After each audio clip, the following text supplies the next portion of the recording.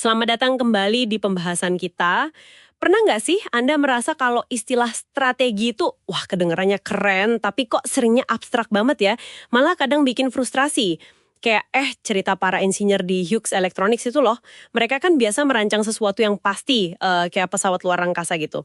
Terus pas ketemu strategi, bingung, nggak ada rumus pasti kalau melakukan A hasilnya apa, kalau B hasilnya apa. Jadi kayak nebak-nebak aja gitu. Haha, iya.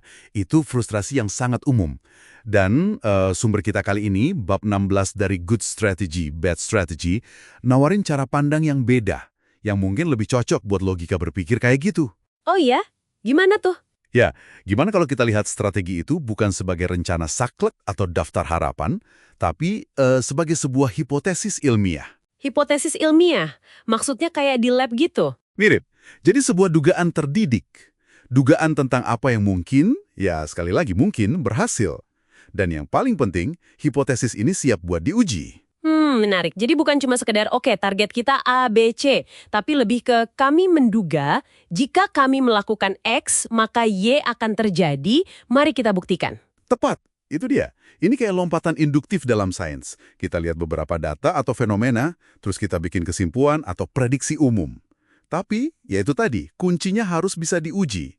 Bisa diuji secara logika amal, masuk akal nggak, tapi lebih krusial lagi, bisa diuji secara empiris. Di dunia nyata, ada data, ada fakta yang bisa mendukung atau justru membantahnya. Oke. Ini jadi ngingetin sama metode ilmiah ya. Kayak zaman Galileo kan, dia nggak cuma ngomong bumi itu muter ngelilingin matahari, tapi dia pakai teleskop, dia observasi, dia cari bukti. Hipotesis strategi Anda itu. Kalau sebuah ide strategi terlalu aman, nggak bisa dibuktikan salah oleh fakta apapun, nah, jangan-jangan itu bukan hipotesis kuat. Mungkin itu cuma ya harapan aja. Atau yang sering disebut di buku ini, strategi yang fluff, nggak ada isinya. Strategi yang bagus itu berani diuji, berani salah. Jadi langkah konkret pertamanya gimana biar hipotesis ini nggak cuma jadi angan-angan? Kan banyak tuh strategi bagus di kertas, tapi pas dijalankan, gagal total. Nah, pertama uji dulu logikanya. Masuk akal nggak? Bertentangan nggak sama prinsip dasar ekonomi atau perilaku konsumen yang udah kita tahu? Kecuali kalau emang ada alasan kuat untuk melawan arus ya, ini kayak thought eksperimen gitu. Oke, uji logika internal. Terus? Terus, yang paling penting, ya mikirin cara ngujinya di lapangan. Gimana caranya kita bisa dapat data awal? Atau bikin tes kecil-kecilan dulu, biar ketahuan kita ini di jalur yang benar atau enggak. Dan ini penting, biar kita tahu kalau salah, ya salahnya di awal. Jangan udah habis sumber daya banyak, baru ketahuan keliru. Ini bukan soal ikutin rumus baku, tapi lebih ke penilaian, judgement, dan ya itu tadi, keberanian buat nguji.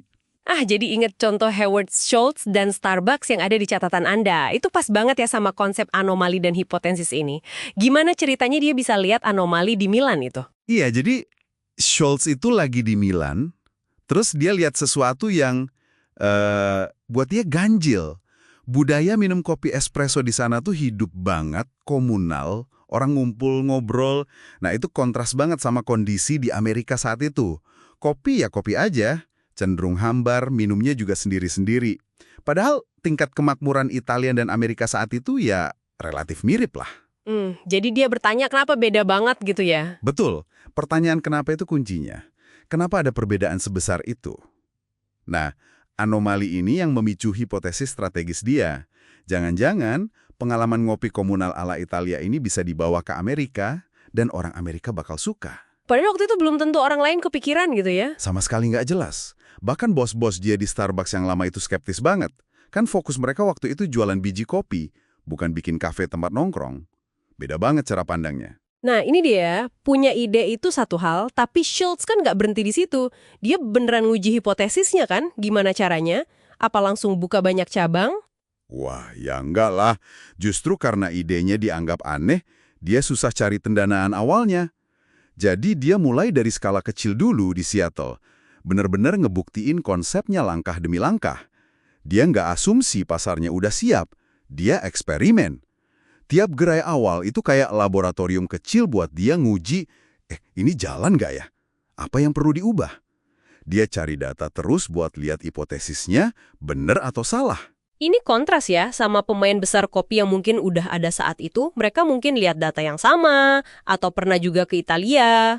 Bisa jadi, tapi mereka mungkin nggak melihatnya sebagai anomali. Atau kalaupun lihat, nggak berani bikin hipotesis kayak Schultz. Atau mungkin ya, nggak mau ambil resiko nguji sesuatu yang beda dari bisnis mereka yang udah jalan.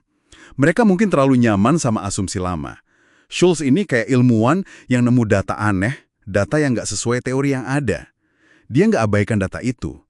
Malah dia pakai anomali budaya kopi Italia versus AS itu buat bikin hipotesis baru, terus dia bertindak buat nguji hipotesis itu.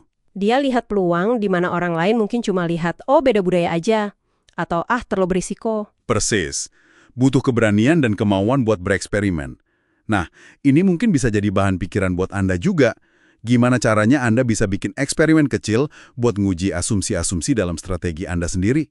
Oke, jadi intinya dari pembahasan bab 16 ini, perlakukan strategi Anda itu bukan kayak perintah saklek atau rencana mati, tapi lebih kayak hipotesis yang hidup, dugaan terbaik kita saat ini, tapi yang harus aktif, terus-menerus, kita uji, kita pertanyakan, kita sesuaikan lagi berdasarkan bukti nyata di lapangan. Prosesnya jadi mirip penemuan ilmiah ya, bukan sekedar ikut resep.